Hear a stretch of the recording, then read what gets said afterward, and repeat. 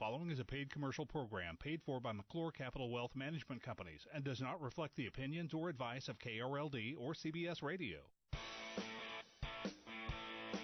Welcome to the Common Sense Investing, or CSI Show, with Victor McClure and Guy Allard from McClure Capital Wealth Management Companies.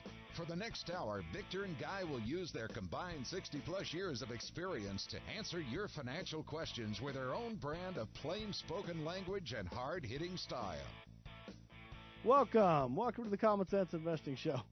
I'm Victor McClure. I'm your host. My co-host, Guy Allard. And I'm Guy Allard. And Victor, I love McClure Capital.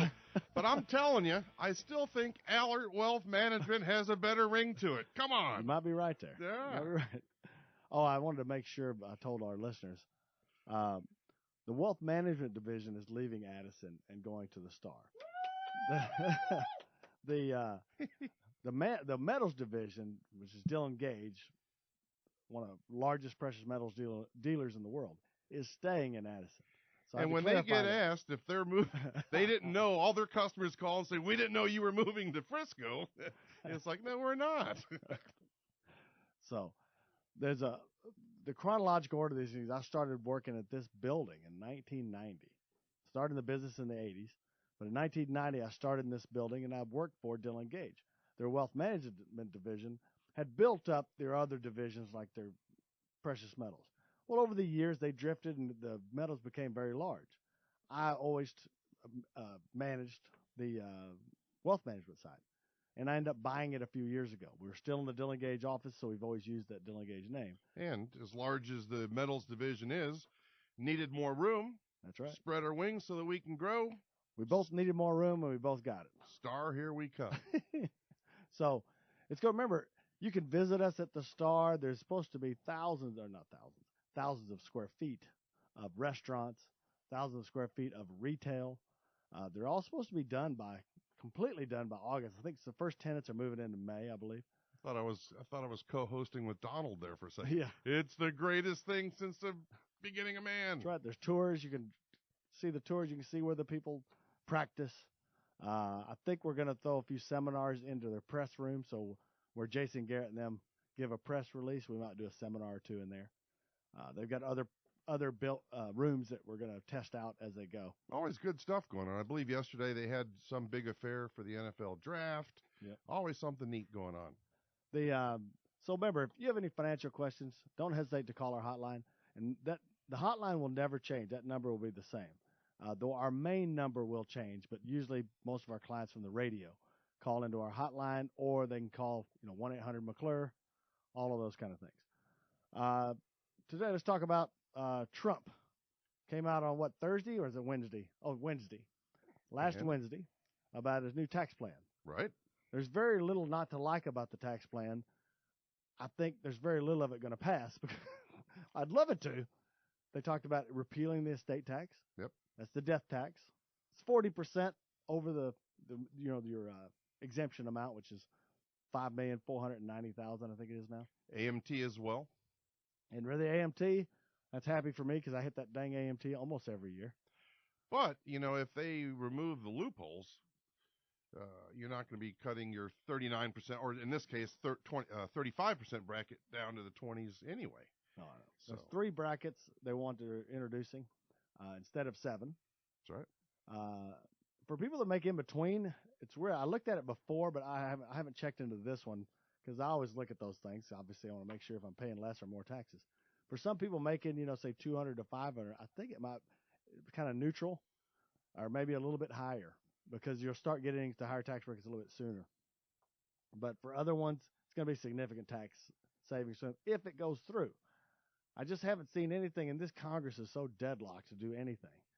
It's going to be tough to get everything through. You don't even get to the Senate yet to do that whole thing. The Senate's much more moderate, right? Yep. They're going to chop it up. So you got to go, who's ever controlling Congress, hard right, hard left to get it through Congress. Then you got to go to get it through the Senate. You got to water it down again. That's right. And then after all that, if the president's okay, he signs it, or she signs it, whoever, right? When our forefathers put all these things in place, you know why they did it, and it made sense, and you got to have an agreement and a quorum and all of that. But nowadays, it just seems like it's impossible to make any headway. I know I've always gotten this argument from my son. He lives in New York. Some of my best friends, because I was in the military in California for years, Sure. and they say, well, you should pay a little more taxes, right? And I was always wondering, these guys are paying high state tax and high federal tax. Right. So how could they be okay with more tax? Well, the state tax is a deduction from your federal, so they're not paying a penny more than anybody in any other state, all right, as far as income tax. And our sales tax is the same. So That's right. Then we've got a sales tax on top of that. Some will say that our tax is higher when we couldn't deduct the sales tax, but now Right. we can, all right? But eliminating that, it really only hurts the blue states because those are the ones with high state tax. Oh, yeah. And so I'm wondering if they do get rid of it, are those people now going to say, something? We do think lower taxes are good now that they're not writing off 100% of the state tax. I don't know. The Democratic congressmen that were for something a year or two ago seem to be 180 degrees turned now. I don't think they're ever together except for their hatred of Trump. I think they're pretty much unified on that one deal. I think We're you're not, right. I don't, like I said, infrastructure bill. Infrastructure bill is 100% tailor-made to Democrats. Absolutely. And if Trump brings it up, I guarantee they'll all say, no way. Oh, wait, we can't afford it. It'll increase the budget. Right. And they've been begging for it for years. That's just the way it Exactly. is. Yeah. But they're talking about doubling the standard deduction, which pretty much helps every single human. Yeah. Even Getting rid of people that always itemize. If you start getting to 20-something thousand a year standard deduction per person in your family, you might not be itemizing anymore. And getting rid of the marriage penalty, there's a few things. Oh, yeah. Max corporate tax rate of 15%. That makes me jump up and down and scream. Hallelujah. The reason is, what they're talking about is small businesses like myself. I'm an S corporation, and I pay, 40% tax on anything, business or personal or whatever. And they're saying that hinders America. I told him personally, I'll hire 2 more people. You lower my tax to 15%. I'll create these jobs right now. 2 jobs. So those are what have floated. I have no idea what's going to. Somebody tell me, should I not do my estate planning? They brought up repealing the estate tax in the last 20 years at least 15, 20 times. And so I have no idea. Yeah, you have to dead people can't vote. So that's an easy one for them not to do. You got to move forward with your plans, and who knows? The next administration gets in, right. They can change things again, and it's really hard to decipher who you can believe. There's right. some reports out there that say that this tax cut will be a 0.5% increase, and some people say it'll be a 3% increase in growth. So I mean that's a pretty wide disparity. The reason I don't have that much faith in the estate tax one, even though I think a death tax is ridiculous, you already paid the tax.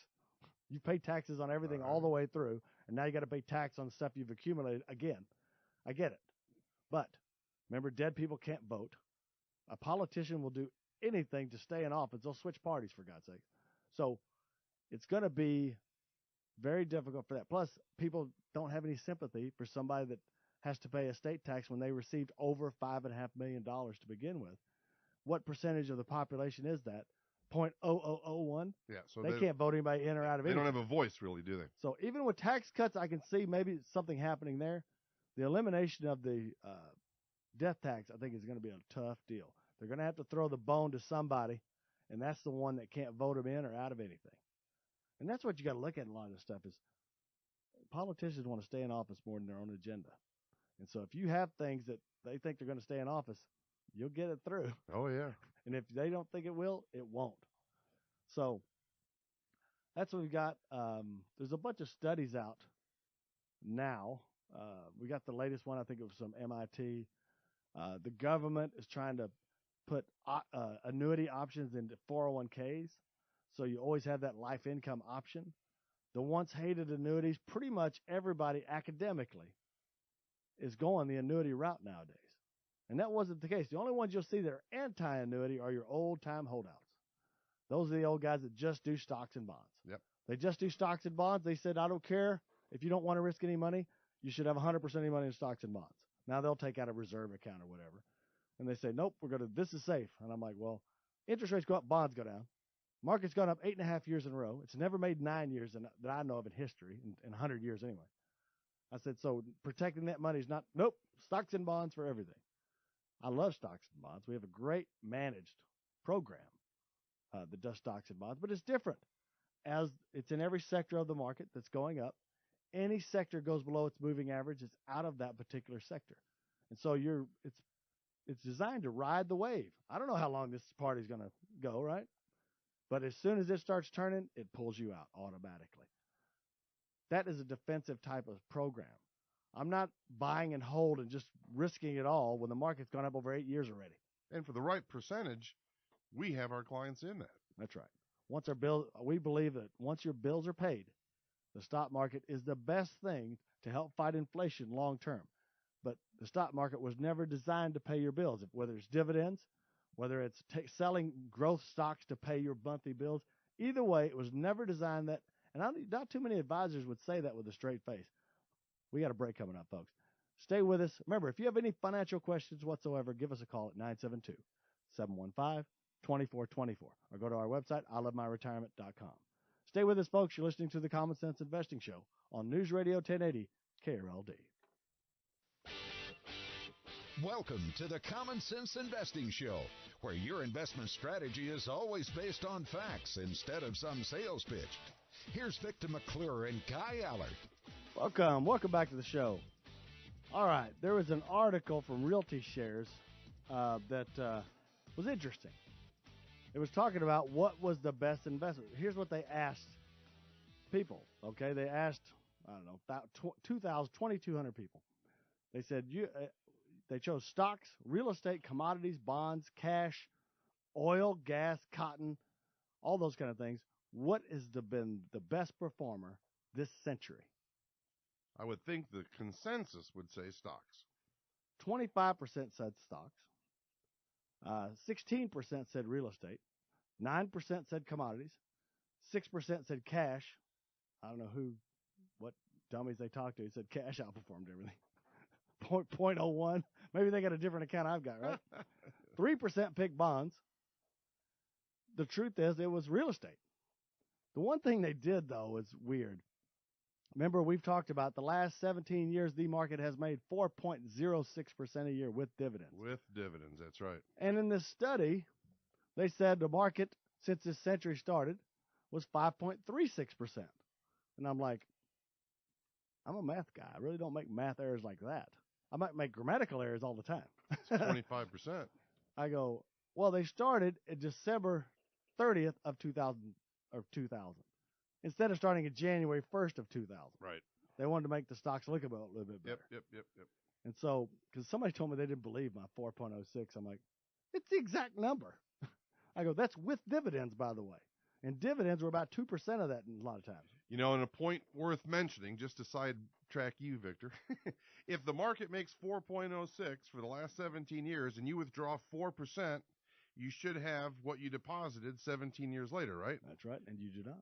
But you don't. You have about half because of drawing when the market's down and drawing when it's up and the way the math works. And it hasn't gone down in 8 years. Yeah, it's not like what you think. If you have one significant down year at this point on your 18th year, you'd have about a third of what you started with. That's right. Just taking out 4% a year.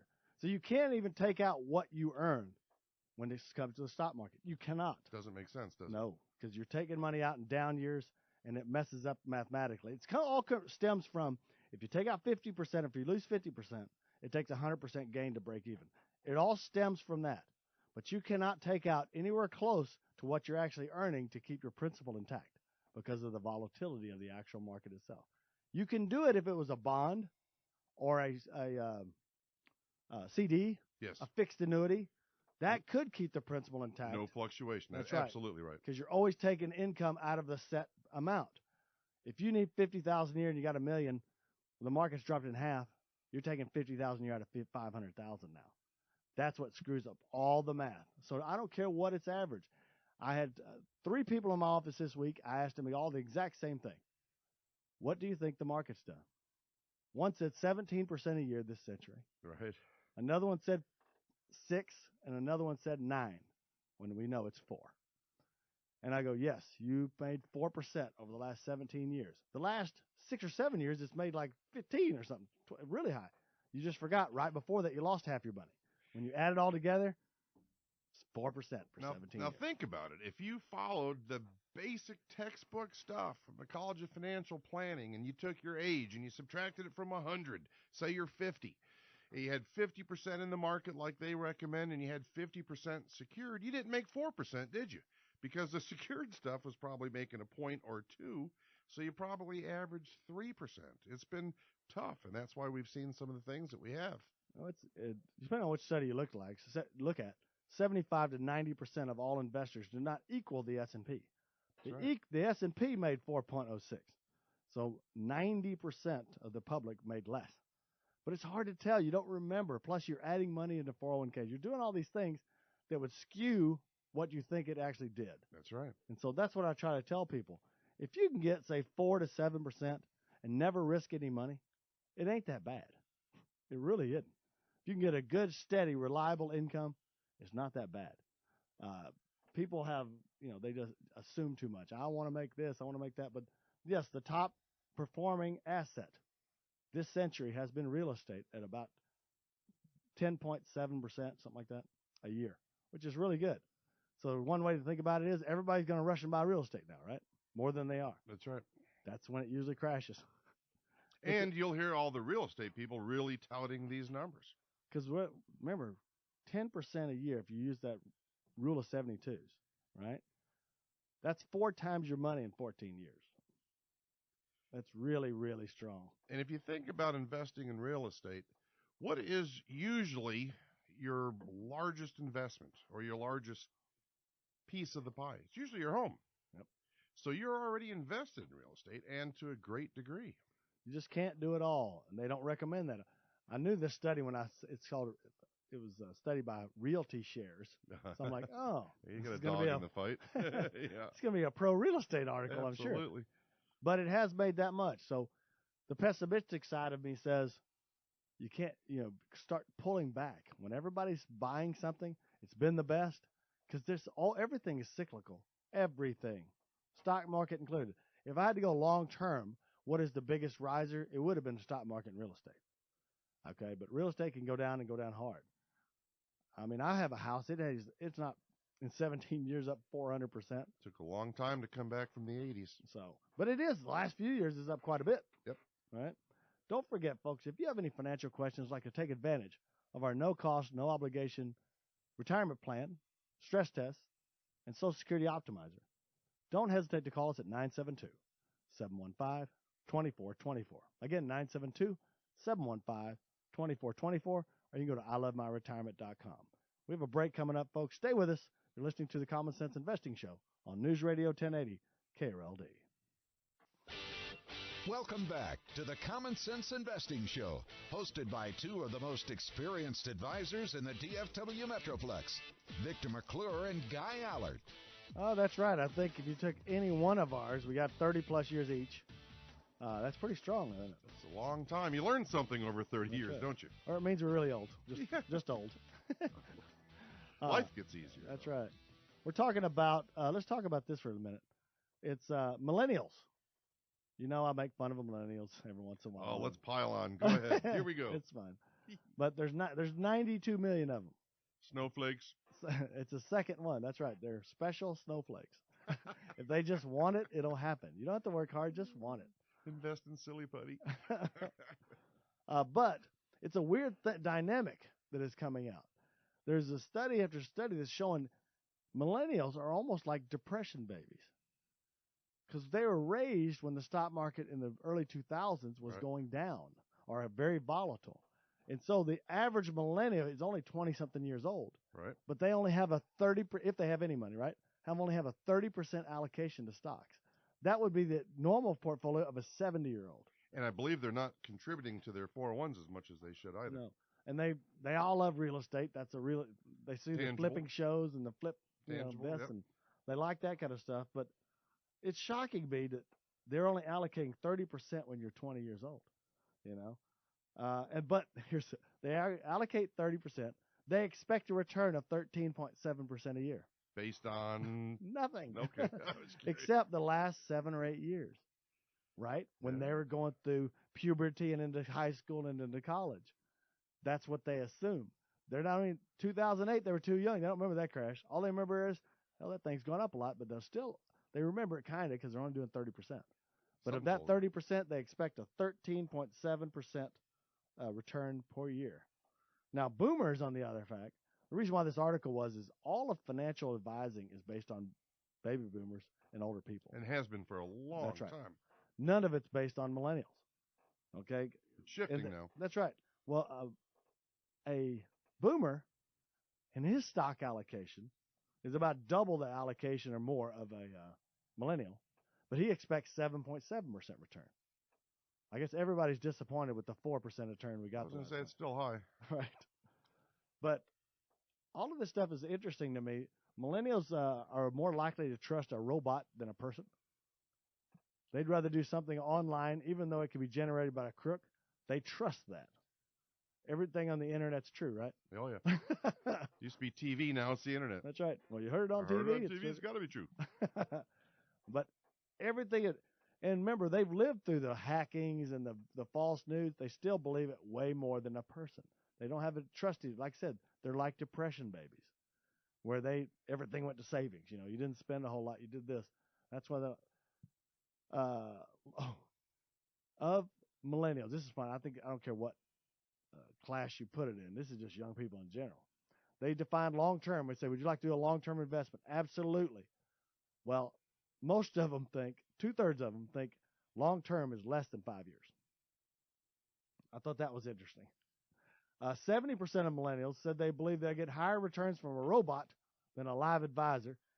84% of them expect to receive more objective advice from a digital platform, the survey found. Going back to the age thing, though, in long term, 5 years or whatever the number was, you got to remember back when you're in your 20s and 30s, for all of us, right? Whether you're a millennial or a boomer, planning that far out didn't make sense. It's only when you get older, right? 40s, That's 50s, right. And 60s, it's like, 5 and 10 and 15 and 20 years makes sense, and you know why. Right. But you don't know that when you're young. It's one of those things you don't know. I was 24 years old, about to get out of the military. They offered me like $50,000 cash to stay in and up your term. They said you could retire. Like 40 years old. I was like, oh, an old man. I would be old. What would I do then? Oh, my gosh. You'd start another career is what you'd do. But you don't think that. No, way. I know. I was 24, and I'm like, 40? Are you kidding me? Yeah. Oh, I'll be worthless by 40. A pension that you would have had bagged already? Oh, free medical for all, everything for life. Yeah, no. Well, we passed 40 a long time ago. And it wasn't like you were infantry either. I'm just saying. I was in an air-conditioned You're in laboratory. Some lab with the vials and beakers and stuff. That's right. So there is a difference between the way people think. It's very interesting. Remember, younger people are supposed to put more in the stock market. Older people less. It is the opposite right now because millennials are acting like depression babies. And so it's interesting. I could take a couple of takeaways from that. Need to talk to millennials differently. Eventually, we'll be out of a job because they like robots better than anybody else. I think a lot of retail people. Thank goodness for the boomers and the Generation Xers and the Yers before them, but eventually they're going to be 60 years old. But, we'd be 100, so probably won't matter to us, I guess. I fielded a lot of questions and a lot of calls that I don't think a robo-investor could do every day. There's experience. Nobody can ever tell me experience doesn't matter. I'm telling you right now, if you had to have a heart surgery, and the guy comes out there, a kid just come out of an Ivy League college, he goes, this is my first heart surgery. I'm so excited. But I got all the latest knowledge. That's right. I'm going to run the hell out of that place. If a guy goes, well, I've done 20 of these this week. This is my 4,000th procedure. I've never had a problem. Hey, this is the guy. All right. Remember, if you have any financial questions or like to take advantage of our no-cost, no-obligation retirement analyzer, stress test, Social Security optimizer, don't hesitate to call our hotline, 972-715-2424, or go to ilovemyretirement.com. Stay with us, folks. We got a break coming up. You're listening to the Common Sense Investing Show on News Radio 1080.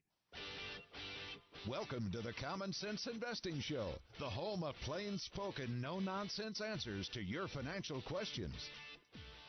Welcome back to the show. Well, we developed this show to answer your financial questions.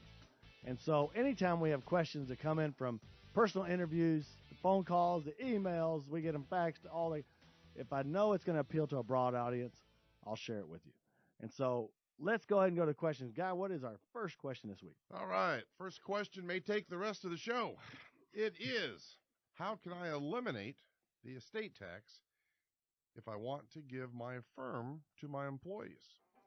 All right, let's define estate tax. Which is first. what you're going to do, yes? Yes. Now, let me define what estate tax is. If you pass away and leave over, it used to be $1 million, but now it's been permanently marked at, say, $5.5 million. $5,490,000. Unless it changes, which it can. It's supposed to go up with inflation.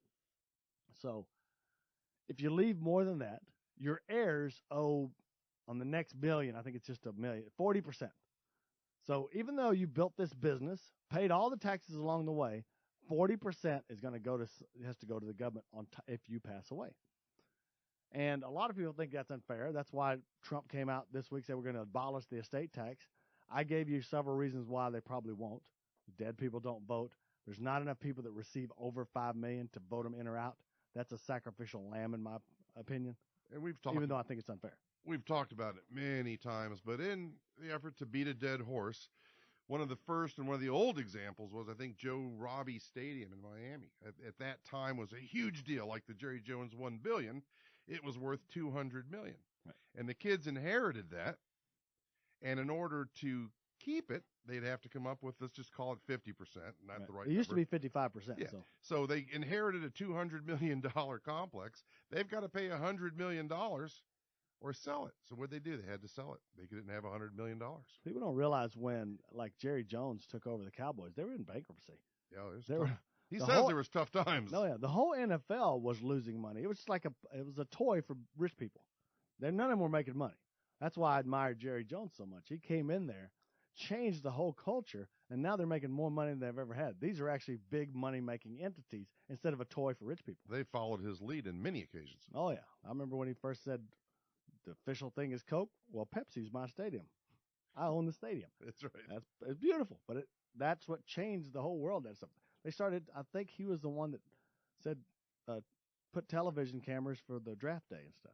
Look how huge that is now. Oh, I right? didn't know that. Yeah, he's done a lot of great things for the NFL and things. But we're back to the estate tax. That 40%, it used to be 55, Right. and it used to be 55 over $1 million or so. So it's 40%. It's not an issue if you leave a bunch of cash. Honestly, if I left $10 million cash to my kids and they had to pay $4 million in taxes, it's not that big a deal. It's not, but a business is different. You might have a business worth $10 or $20 million, and you can't get $5 or $10 million out of that for estate tax. It doesn't make that much money. Nope. You have to do something, get a big giant loan that's going to, your bottom line, you might not have that much margin. So there's a lot of, if you got a farm, remember land has gone up so much. This old farm might have bought $500 for 100,000 acres, 50 years ago. But now they got a farm that you're not really making money with it. It's just, it passed down. That every time the person dies, another 40% has to come out. And where are you going to get it? By selling part of the land, right? You have to. Because it's not making any money. So this happens all the time. Now, sometimes the IRS will work with you.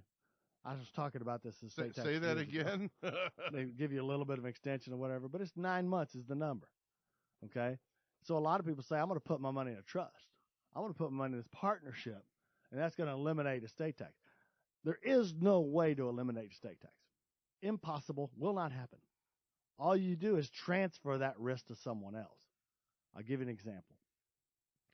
If you could just put it in a trust or a partnership, when you get old, the government would never get their estate tax. That's right. Everybody would do it. Yep. Right? They don't care. You'll still pay the estate tax. But what people do is you can gift parts over time. That is another added exclusion on top of your first 5.5. You can buy an insurance policy. Let's say you've got $5 or $10 million worth of estate tax. You might be able to buy an insurance policy for a couple $100,000 a year, and you to cover that $5 or $10 million in tax. That's right. So the question of the caller was, I want to give it to my employees. How do I give the estate tax? Probably an insurance policy would be the most. Now, there's a lot of different kind of insurance policies. You have to do a permanent one. You don't want to do a term, because if the owner lives past, like, 75 or 80, and that 20-year term goes up, expires. That's right. Try to get insurance when you're 85 and see how much it is when you need $10 million with the insurance. And not that they won't raise it anyway Oh, as yeah. we get older. They'll let you buy it. Yeah. But it was 100,000 a year. Now it's 10 million a year because you got a short life expectancy. Well, you're getting right? old, dude. That's right. So it has to be a permanent policy. You could do the smaller ones, the guaranteed universal life. That's the almost all going into life insurance. That's going to be the cheaper way and most way people take. But you can still do the others, the index universal lives and the other. Whole life doesn't work as well because if you miss a premium payment, you've lost everything. So, but universal life of all types are fine. But there is no way to get out of paying estate tax except for transferring and gifting. And I'll interject briefly, if you're worried about it lapsing, you can always set up an annuity, 5 years to pay 5 payments, or do some other things so that everything is put away and wrapped up nicely. And you have a lifetime gifting exclusion, so you're not giving away your $10 million company. That's right. There's just some you can give away. It's up to $14,000 a year right now. So, Per spouse. So if you have two, both of you could do that to one person. And remember, when you have a spouse, it's after $11 million that it goes. And I know a lot of listeners out there, we have, supposedly the second biggest audience on the weekend, don't have 10, 11 million miles, not going to inherit it. But it is interesting to me that you can build a business and become successful and somebody takes half of it afterward. And then that goes again and another half goes away. Well, we got a break coming up, folks, and we're going to answer more of your financial questions right after this break. Stay with us, folks. You're listening to the Common Sense Investing Show on News Radio 1080 KRLD. Welcome back to the Common Sense Investing Show, hosted by two of the most experienced advisors in the DFW Metroplex, Victor McClure and Guy Allard. Welcome back to the show. Today we're going over your financial questions. Remember, if you have any financial questions, let's say you'd like somebody to look over get a second opinion on your portfolio. We have more experience than almost anybody out there. We're more than happy to give you an objective opinion of what you've got. Make sure you're not making those irreversible mistakes. Guide you along the way. Our number is 972-715-2424. Again, 972-715-2424. You can always go to our website at ilovemyretirement.com. All right. Remember, our name has changed to McClure Capital. Our investment advisor, our registered investment advisor, a legal fiduciary, is called McClure Capital Advisors. And so the website's in the middle of changing. It just takes me a little bit. I've been Dylan Gage since 1990. So bear with us next 30, 60 days. We will get through it. That's right. All right. We finished the question about estate tax. Remember, estate tax you cannot eliminate it. You can reduce it some from gifting and stuff like that, but it's still going to be, the brunt share is going to be there. Usually people transfer the risk to an insurance company. It's kind of like what you do with you have insurance on your house. Even if you have enough money, you're probably not going to go without insurance on your house. Just because for this amount of money, they can pay this $1 million house or $500,000 house, right? It's the same thing with estate tax. I can either have my heirs pay $5 million later, or I can pay $100,000 now. And I'd mention this too, if you're on the other end of that, if you've received a large estate or if you're getting ready to, be careful, interview several advisors, make sure you've got one that you're in sync with philosophy-wise, because it's a lot of money that you're getting usually, or a chunk of money. It's at a bad time when you're grieving, and you just need to measure twice and cut once. Remember to consider this. Anytime you receive this happens all the time. You hear about athletes getting a large sum of money is going broke. I hear about 99% of all inheritances are spent within 18 months. I read that, and I'm like, whoa. Yep. So first thing I'd consider if they ask me, what's a smart thing to do with this $2 million I inherited? Put away some of it is what I would do. Get it a little bit past arm's length, a little bit away from you. So set up your future. No matter what happens, you go crazy and, buy too many Bentleys. You're still okay. If you won the lottery, same thing. Take the conservative approach. Make sure for the rest of your life you're fine, and then go crazy if you want. But our number 972-715-2424, or go to ilovemyretirement.com. I don't care if you're 45. If you have assets, significant assets, and you'd like some advice, that's what we're here for. My website's called ilovemyretirement.com just because it's a catchy, good name the guy came up with. All right, what's my next question, Guy? Next question. I put my 401k proceeds into a retirement fund for a date fund of 2030. Since I don't know much about investing, is that the best place to invest my 401k? It's okay. The one thing about target date funds is what they're called. I think Fidelity was the first one to come out with one. I think it was Fidelity 2010. I think was the first one, I believe. And it's an asset allocation thing. It's supposed to be aggressive when you got 30 years left. Change as you get older. Get more conservative, so right before you retire. The problem with them, they're so pressured to make profits. They're way too aggressive. The average 2010 fund in 2008, when the market crashed, lost 40%. Now, wait a minute. I'm supposed to retire in a year and a half. How the hell did I lose 40%? That's right. You're supposed to be allocating this safely my last couple of years. They obviously did not and still don't. And so asset allocation things are a default. A lot of people doing that in their 401ks now. I'm not a big fan. When you're younger, it's more forgiving. You got a lot more years to go. Probably not going to hurt you too much. But, man, as you get over 50 or whatever, you need to allocate it yourself. Use the rule of 100s. And all the different rules you can work with. We can help you with that as well. But target date funds for anybody, once they start getting close, are way too aggressive, and you could lose half. Because those people that were going to retire in 2010 that lost almost half their money in a target date fund, do you think they retired in 2010? They're working still. And, I see people taking that as a path of least resistance. It's easy. It's no fuss, no muss. If you're looking for a default and you don't want to do anything, you don't need 15 or 20 mutual funds, the Warren Buffett philosophy would be to take X percentage of your money and put it in the S&P 500. You get the dividends, you get the growth. You don't have somebody trying to change in and out of things. You don't have the expense. That's right. Et cetera. You do. You got value. You got growth. The only thing you don't have is anything besides gigantic companies. Not coming out of sectors and doing intricate things. I always look at for the lowest cost possible first. So I would, in a 401k, look for your index type funds. And then try to, if you can spread them out, the largest pot would be U.S. large caps because that's the most stable of the stock funds, right? Then you're going into small cap, mid cap, some kind of bond things. Right now, interest rates are going to go up, so stick with your short-term bonds. Long-term bonds can be hit too hard if interest rates go up. It could be very expensive now. So take those different stocks and indexes. If you don't have indexes, it's tough.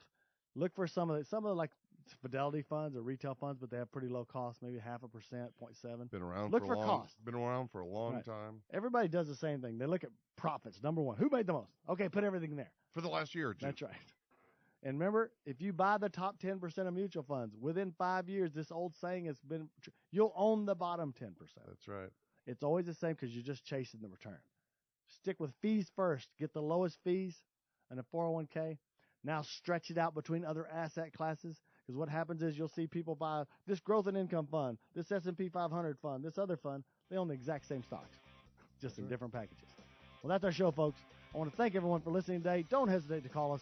If you'd like to take advantage of any of our services here, a second opinion, a retirement plan, whatever you like, we're here for you. 972-715-2424. Again, 972-715-2424. Or go to ilovemyretirement.com. I'm Victor McClure for Guy Allard. We always appreciate your time.